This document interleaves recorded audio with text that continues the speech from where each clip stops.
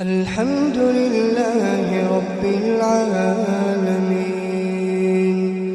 الرحمن الرحيم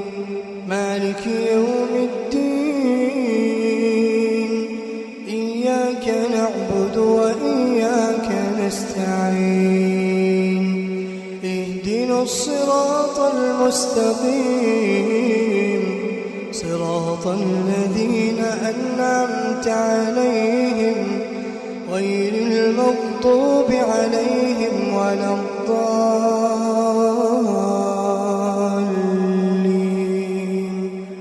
آمين.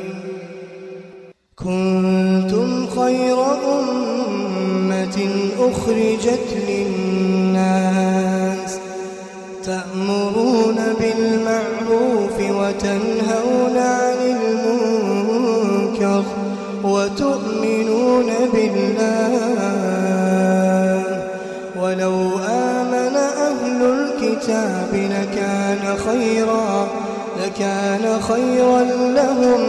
منهم المؤمنون وأكثرهم الفاسقون لن يضروكم إلا أذى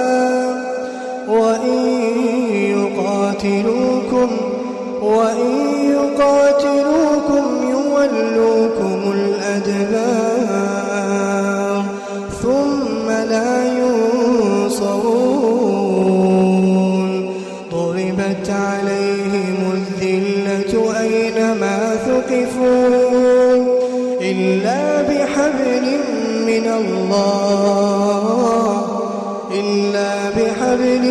من الله وحبل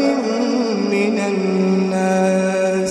وباءوا بغضب